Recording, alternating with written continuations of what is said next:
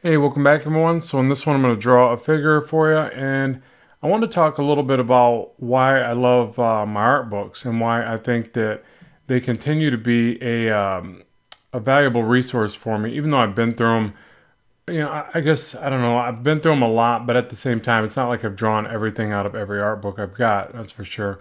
But whenever I feel stagnated or out of ideas, or I just don't know what to draw, I can always go to them as a way to sort of supercharge me, like give me some creative inspiration, and that's exactly what I did here. So on my desk I've got figure drawing, design and invention by Michael Hampton, anatomy for sculptors, dynamic figure drawing by Bern Hogarth, and Bridgman's constructive anatomy. And those are just some of my favorites. I've probably got about 4 or 5 more. Definitely have a few more that are anatomy just specific, where they're very, much about the terminology and stuff like that, insertion and origin points, things like that.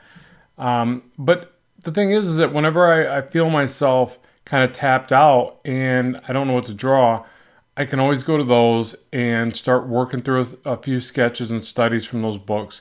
And again, it just gives me that little bit of inspiration that I need to draw something.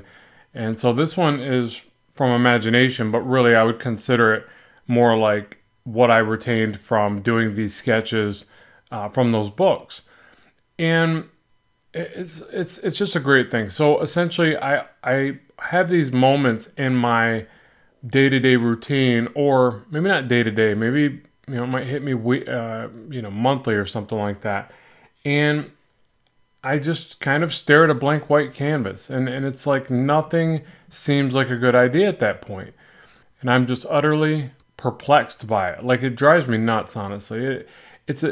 I would think that after drawing for so long, I wouldn't deal with that, but I still deal with it. It seems to be just something that's a stressor, or I don't know what it is. External stimuli, too much on my brain box, fear. I don't know what it is, but I get to that blank white canvas, and I'm like, I just don't know what to draw. And there's techniques. People say, well, just draw anything, scribble and turn it into something. And I try that as well. Like, I think I've tried it all at one time or another.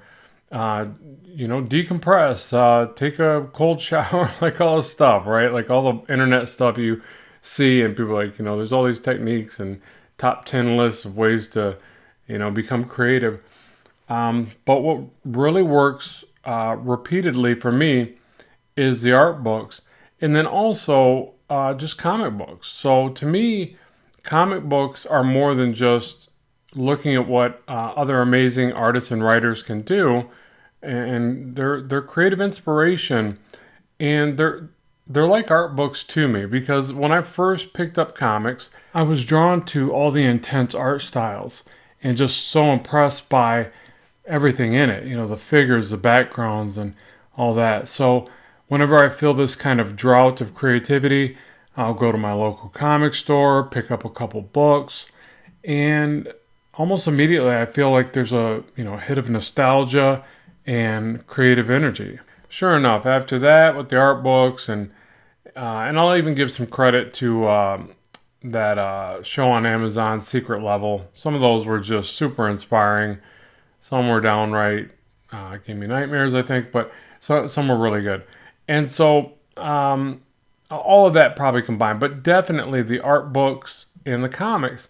So I'm just putting this out there, like, if you do face that, where you get to those points, and I think all of us as artists do, a lot of people talk about it, but if you get to that where you're just like, I don't know what to draw, and I don't have any good ideas at the moment, then don't be afraid to, like, put some ideas in your memory banks. I look at it like it's basically food for thought. Like, I'm feeding my brain some stuff, and I think that, like, comics are a prime example of this, is because you're getting to see all these different panels and things that people work through, and you're also realizing that some of them are hyper detailed and amazing, and some are just functional. And I love paying attention to that more and more, because another part of what happens to me and why I think I get that bit of anxiety before an illustration The reason that might happen is because I'm trying to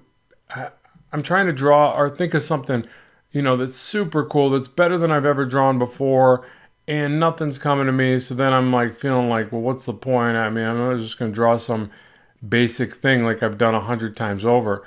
But it's okay to do that. The basic things add to the volume. And the other neat thing is this: is that doing something and then allowing it to group up with a bigger into a project, right, is so powerful. So like instead of trying to do this amazing thing, you're like, well, but if I just do a piece of something that does actually make it to a project, whether that be a portfolio piece, whether that be a mini comic, whether that be a big comic, it could just be a small integral piece of it.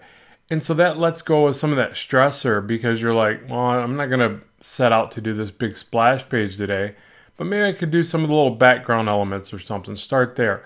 And you will actually build a sense of confidence from that, and that does gain momentum. And I can totally attest to that because when I find myself to be the most productive, like completing a project of some kind, it could be a course or a brush pack or a pose pack. I've made these different things. My Learn to Draw Action Heroes book that I did, where there I had accountability from an editor, but I still had to make sure that either daily, pretty much daily, but even weekly goals, monthly goals.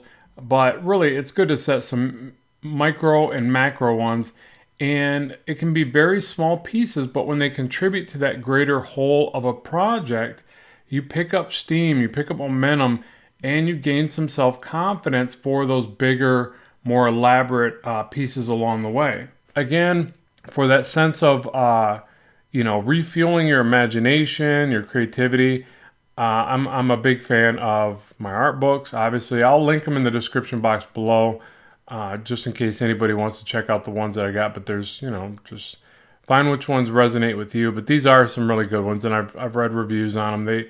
They pretty much are some of the top dogs out there. And then some people will actually kind of bash not Bridgman, but Burton Hogarth because he's overly stylized in his figure drawing or his books in general. But I don't know. I love it. I think that the over stylization of it in the way that he draws volumes to the anatomy is just it parallels with what I need in my work. So I guess that's the difference. You may like something like Bridgman where it's a little more simplified, or I don't even want to call it that because it's amazing stuff, but it's not simplified. It's just I've heard it described a couple ways. One of which is that he leaves more to the imagination so that you have to work through it and implement your own style, which I think is a really neat take on it. But the other thing that I've heard people explain about it was that he drew it with a stick and a pencil at the end because he was teaching in a class, and it was an easier way to not be in the way of the art. I don't know which is true, and you guys are welcome to comment below because I love like learning about this stuff. But those are a couple different takes on why it is drawn the way that it is. But some people, again, will say that Hogarth isn't as effective for young artists because it's so overly stylized. So you have to make those distinctions for yourself.